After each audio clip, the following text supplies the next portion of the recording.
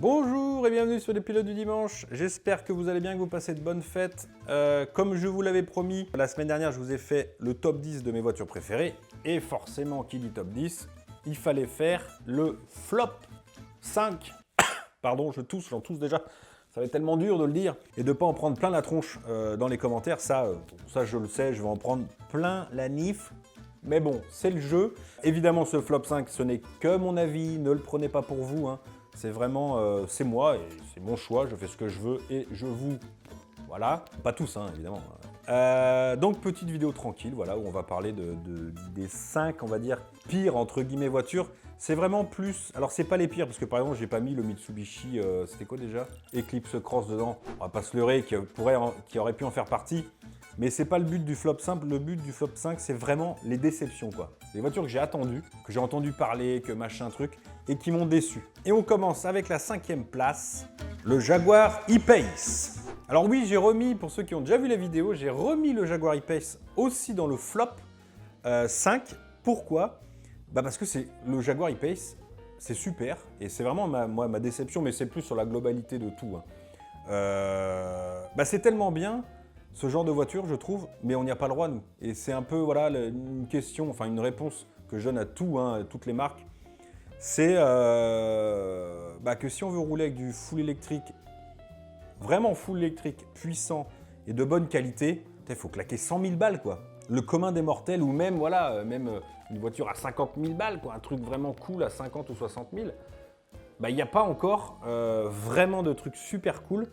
Donc c'est pour ça que je l'ai mis dans ce flop 5, c'est pas vraiment que le Jaguar en lui-même, hein. C'est un tout. Une Tesla, c'est pareil. C'est un peu le petit souci que j'ai. Je me dis que j'avais eu de tellement bonnes sensations et quand tu vois le prix, c'était vraiment, comme je dis au début, la déception. C'est vraiment le flop 5, c'est de la déception. Et de me dire que j'aurais sûrement jamais le pouvoir d'achat, le pouvoir d'acheter une voiture à ce prix-là et d'avoir ces sensations. Peut-être que dans 10, 15 ans ou 20 ans, évidemment, je pense que ça sera résolu le problème, hein. Mais voilà, c'était un peu le petit côté où je restais sur ma faim. C'est pour ça que je l'ai remis en numéro 5 de mon flop, parce que en plus, j'avais pas envie de mettre une autre voiture pour la mettre juste parce que j'avais pas de place. Ça m'avait vraiment déçu, donc je l'ai mis en flop 5. Passons au flop 4. La Peugeot 205 GTI. Calmez-vous. Je vais vous expliquer, ne m'insultez pas, s'il vous plaît. Laissez-moi vous expliquer. Et je vais vous dire honnêtement, hein, on part en plus un peu honnête dans cette vidéo. Je me suis dit, si je la mets dans le flop 5, la 205 GTI, je vais en prendre plein la gueule. Mais j'ai envie de la mettre parce que, comme je vous l'ai dit, là, j'ai eu une déception, hein. C'était vraiment... Alors, c'est pas qu'elle est nulle, je dis pas qu'elle est nulle. Je sais qu'il y a... Non, moi en plus, c'est pas ma génération réellement... la 205 GTI, j'ai pas vécu mes années de 18-20 ans pendant la période où la 205 GTI était sortie. Elle n'a pas fait partie de mes rêves, elle a pas fait partie... Je comprends très bien que la nostalgie, c'est hyper important. Moi aussi, je l'ai énormément avec la 206, par exemple. J'ai été déçu. Je m'attendais peut-être sûrement trop à quelque chose de vraiment... je sais pas, 130 chevaux, c'est pas ouf, forcément. Je m'attendais pas à un truc de malade, mais j'en ai tellement entendu parler, si vous voulez, que dans ma tête, je me suis dit, c'est une voiture extraordinaire, c'est super, c'est génial, tu vas avoir des sensations de dingue. Et quand je l'ai essayé, c'est pareil, c'est vraiment un avis que j'ai eu, parce que je l'ai re-regardé et j'y ai repensé, hein, très souvent, enfin très souvent, pas empêcher de dormir la nuit non plus, hein. Mais du coup, j'y ai repensé. Et c'est vrai que j'ai été déçu parce que j'ai trouvé que ça manquait de sensations et que c'était sûrement trop vieux pour moi. Trop de choses que j'ai pas l'habitude. Enfin, maintenant, j'ai on va dire mon petit, mes petites envies, mon petit confort dans les voitures un peu plus récentes. Et voilà, c'est tout simplement que je pense que la 205 GTI, c'est pas mon truc. C'est pas une, vraiment, c'est pas une. Je dis pas que c'est de la merde, bien au contraire. C'est une voiture qui a bercé des générations entières, qui s'est vendue énormément. C'était à l'époque une voiture folle, mais forcément. Mais maintenant qu'on est dans notre époque, dans une nouvelle époque où les voitures sont complètement différentes, On va me dire, eh ben voilà, tu n'y connais rien en voiture, ça prouve bien que voilà, parce que la 205 GTI, c'est génial. Merde, je dis ce que je veux, je pense ce que je veux, encore une fois. Et voilà, la 205 GTI, c'est pas une voiture qui... c'est une voiture avec laquelle j'ai eu beaucoup de questions. Je me suis dit, tout le monde en parle de cette voiture, quand je vais l'essayer, ça va être quelque chose. Et en fait, non, c'est surtout ça, en fait, j'étais tellement... Je me suis dit tellement qu'elle devait être vraiment bien, que comme elle était finalement normale, c'est une 205 GTI de 130 chevaux, et ben j'étais déçu. Tout simplement. Voilà, c'est tout. Ne me jugez pas, ne me tapez pas, c'est comme ça. Passons au numéro 3 de ce flop 5, la Volkswagen Up GTI. Alors vous le savez, vous n'êtes pas sans savoir que Volkswagen est ma marque préférée. Hein. Donc du coup, c'est là vraiment, là ça prend tout son sens. C'est vraiment le classement de la déception. J'attendais beaucoup de la Up GT, j'attendais pas non plus énormément. Je suis pas non plus idiot, je m'attendais pas à un truc de dingue. C'est pareil, j'en ai pris quand même pas mal plein la tronche dans la vidéo essai. Parce que voilà, on me disait, oui, mais t'as rien compris, comme à chaque fois, hein, t'as rien compris à l'esprit GTI. Moi j'avais dit qu'elle méritait pas son logo GTI, et je le pense encore. Hein. Malgré ce que vous en pensez, enfin que certains en pensent, pas tous à penser à la même chose, heureusement. Mais je trouve que... Alors on m'a dit, oui, mais si elle mérite son logo GTI parce que c'était elle pèse pas lourd, elle a vraiment l'esprit GTI parce que voilà, le poids est léger, le moteur est pas très puissant, c'était l'esprit des GTI. Enfin, à un moment donné, je veux bien le comprendre, hein, mais bon, elle faisait 1 litre, enfin, elle fait 1 litre de cylindrée, 3 cylindres. Si pour vous, ça, c'est le modèle de GTI, enfin, c'est l'esprit GTI, non. 3 cylindres, 1 litre, c'est pas l'esprit GTI si vous voulez aller par là. Même si forcément, on est obligé d'y être parce que c'est comme ça, c'est les normes maintenant, on va dire, on passe au plus petit moteur. Mais justement, c'est un peu pour ça que je trouve qu'elle ne mérite pas son logo de GTI. C'est parce qu'elle ne le mérite pas, tout simplement. Elle n'a pas le moteur adéquat, même s'ils sont obligés de mettre un petit moteur comme ça et que c'est une petite voiture qui fait moins d'1 tonne, 115 chevaux. Bah pourquoi lui mettre un GTI? Appelez-la la Up Sport ou la Up qui fait 115 chevaux, j'en sais rien, la Up pas trop puissante, la Up un peu puissante. Pas GTI, moi je trouve qu'elle ne mérite pas son GTI. Alors évidemment, elle a tous les artefacts, hein, le rouge, les jantes qui étaient très jolies. Elle était sympa, c'est une belle petite voiture. Sauf que voilà, je trouve, voilà, en plus il y avait un son ajouté. Alors le son du moteur en fait qu'on entend qui est accentué dans la voiture, dans l'habitacle. Mais c'est pareil, que ce soit dans les enceintes ou comme ça, c'est un son fictif qui est rajouté, même si c'est le son du moteur. Enfin, je veux dire, c'est dégueulasse. Ça n'empêche pas le fait que ça soit pas beau, pas bien à entendre. Moi, je trouve ça horrible. Je sais que si j'achète une Up GTI qui fait 1 litre de cylindrée, 3 cylindres, 115 chevaux, qu'elle va pas me faire un bruit de voiture de ouf. C'est pas la peine de mettre un faux bruit à l'intérieur. Enfin, je trouve ça un peu débile. Ou alors, mettez un silencieux qui fait du bruit. Un petit silencieux qui fait du bruit, parce qu'à l'extérieur, elle faisait un bruit horrible, pareil. Donc voilà, je trouve que c'est pas l'esprit, comme certains ont dit pourtant, c'est pas l'esprit GTI. L'esprit GTI, c'est déjà un moteur conséquent quand même, au moins je dirais 130 chevaux, ce qui aurait été pas plus mal. Un moteur de cylindrée, on va dire, même maintenant à notre époque, un peu plus grosse qu'1 litre. 1 litre quoi. Voilà, après oui, si vous voulez, c'est une petite voiture, pas lourde, pas très puissante. Moi, j'y ai pas trouvé C'est mon avis, hein, je me trompe peut-être, mais moi, elle m'a pas plu cette voiture. Voilà, c'est tout simple. Le Volkswagen T-Roc. Alors, une deuxième Volkswagen, mais que tu fais, Baptiste? Que tu fais de Volkswagen dans le classement, dans le flop? C'est une honte. Oui, je le confesse, mais je vous l'ai dit, c'est le classement de la Deception. Parce que le T-Roc, c'était une voiture déjà qui me plaît beaucoup esthétiquement. J'avais très envie de l'essayer au moment où il est sorti. En plus, j'avais une version super, 150 chevaux en TDI, Quattro, 4 motion hein, chez Volkswagen, donc 4 roues motrices. Et j'adore le style du T-Roc. Je trouve que voilà, c'était à ce moment-là un peu une voiture qui était différente de ce que faisait Volkswagen. Et elle a vraiment du style, hein, le bouclier avant, tout l'esthétique était vraiment chouette, surtout sur cette finition qui était super.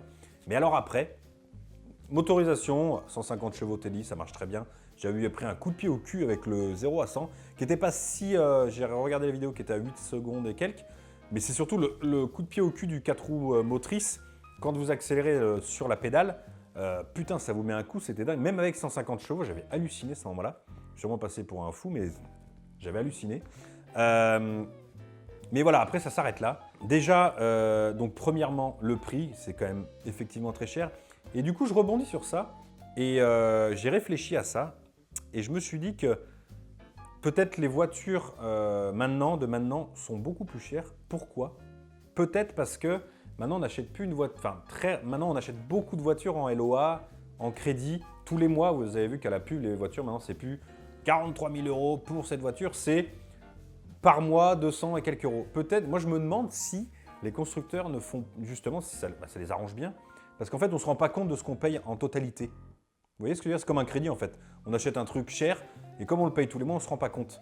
Et bien moi, je pense qu'ils profitent de ça pour, notamment, par exemple pour le T-Roc, c'est pas le plus beau des exemples. Vous verrez à la première place, vous avez vraiment l'exemple typique. Et c'est vraiment l'exemple de la déception. Donc là, on est à 41 000 €. Finition intérieure full plastique. Alors, ça n'empêche pas qu'ils en ont vendu des T-Roc parce que les gens aiment bien. La finition full plastique, quand même, c'est quand même inquiétant quand on se... Voilà, Volkswagen, ça reste en plus à 41 000 €, merde. Les sièges étaient vraiment pas terribles. Vraiment, j'ai trouvé les sièges un peu comme sur les Mégane 4, les versions basiques, qui sont, je trouve, très très moches, les sièges. Là, on avait des sièges en tissu pas beau, enfin, tout simple, mal foutu, je trouve, avec un espèce de faux cuir blanc. Et c'était vraiment, j'ai pas aimé. Et puis voilà, forcément le tableau de bord tout en plastique, les portières tout en plastique. Voilà, je pense qu'il y a quand même un changement dans l'automobile. Alors oui, mais on ajoute des fonctionnalités de sécurité dans les voitures en plus, donc du coup, voilà, on gratte un peu sur la qualité des plastiques. Non, on pourrait quand même garder la qualité, enfin au moins ne pas mettre du plastique complètement dur dans une voiture, surtout dans une Volkswagen, c'est ce qui a fait la marque Volkswagen, le premium de chez Volkswagen, Audi et tout ça, c'est le plastique moussé. Donc, je sais pas. Moi, je pense que vraiment, il y a... Et d'ailleurs, on va en reparler. On va passer à la première place, l'Audi A1. Donc voilà, on se retrouve avec la même problématique qu'avec le T-Roc. Alors l'Audi A1, on l'a essayé, je vous mettrai le lien, enfin vous l'avez, ça fait pas longtemps qu'elle est sortie. Une voiture hyper jolie, enfin moi je trouve qu'elle est très jolie, après les goûts et les couleurs c'est toujours pareil. Mais voilà, un prix de 36 500 et quelques euros sur le modèle essayé, donc un prix énorme. Alors oui, il y en a des moins chers sur les prix de base, mais on n'a pas la même Audi forcément. Déjà quand on enlève le pack S-Line, c'est plus du tout pareil. 36 000 €. Et voilà, c'est un peu l'exemple, et je pense que c'est vraiment ça. C'est le fait, déjà le premier problème, c'est que c'est de vivre sur un acquis. Donc forcément, Audi, voilà, Volkswagen, c'est des marques qui ont une prestance, une image de marque qui est vraiment haute, forcément. Et du coup, quand tu vis sur tes acquis, à un moment donné, tu commences à te casser la figure. Et là, alors pour l'instant, ils ne se cassent pas la figure, mais je pense que l'Audi 1, ils vont en vendre beaucoup moins que ce qu'ils en espèrent. Enfin, je sais pas, peut-être, je vais me tromper. Toujours des gens qui ont les moyens d'acheter des voitures et qui les achètent. Mais voilà, c'est une baisse de qualité intérieure. Alors là, quand même moins que le T-Roc parce qu'il n'y a que vraiment les portières et puis le bas qui est en plastique. Sinon, ça reste quand même pas mal. Mais c'est quand même, voilà, c'est le top 1 de la déception parce qu'en plus, vous avez été aussi, vous, énormément à dire que c'était beaucoup trop cher pour ce que c'était et que Audi baissait en gamme. Alors, Audi baisse en gamme sur les petits modèles. Je ne pense pas que, par exemple, l'A3 baissera en gamme aussi comme ça. Peut-être, ça se trouve, les nouvelles A3 seront, les prochaines seront avec des intérieurs de porte en plastique. Là, je pense que ça serait quand même très difficile de se relever de ça. Parce que du coup, nous, les Françaises, elles augmentent en qualité. Et puis, c'est le prix, quoi. Je veux dire, à un moment donné, il faut s'arrêter, quoi. C'est aberrant. Et je vous dis, moi, je suis persuadé qu'ils profitent du fait qu'on achète maintenant les voitures en LOA à crédit et qu'ils vous donnent le prix tous les mois pour augmenter le prix des voitures. Je ne vois pas d'autre solution. C'est vraiment, je pense que voilà, c'est un peu comment on dit, qui généralise les 3 dernières places, les 2 dernières places de ce classement. C'est le fait que voilà, c'est des marques qui étaient au top niveau avant et qui ont baissé de qualité pour on ne sait quelle raison, vraiment. Peut-être aussi le fait du Volkswagen Gate qui a quand même eu une sacrée répercussion. C'est quand même bizarre, c'est arrivé au même moment que la baisse de qualité dans les voitures. Donc voilà, je pense qu'il y a, quelques soucis, quelques changements. Nous vivons une époque qui change, une époque du changement chez les marques premium, et c'est pas plus mal pour les marques françaises finalement. Le flop 5 des voitures essayées en 2018 est terminé, j'espère que ça vous a plu. Comme je vous l'ai dit, n'hésitez pas à mettre un petit pouce bleu, comme ça, voilà, les prochaines, je referai peut-être la même chose. Je le referai de toute façon parce que ça me plaît bien de revenir voilà, sur les essais que j'ai faits.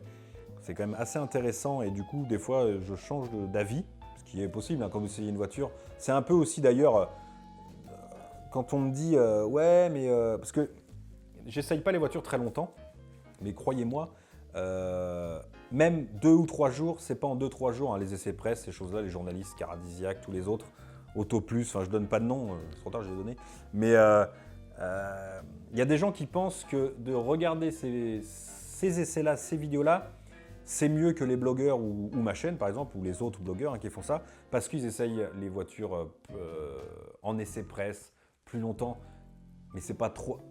Pour essayer une voiture, il y a des gens qui le font, pour essayer une voiture, il faut avoir la voiture au moins, je dirais, déjà 1 semaine à rouler tous les jours avec, on se fait vraiment une idée. Mais 2-3 jours, 2 jours en général, les essais presse, moi j'essaye la voiture 1 jour, c'est pas suffisant. On donne vraiment notre avis, faut pas se leurrer.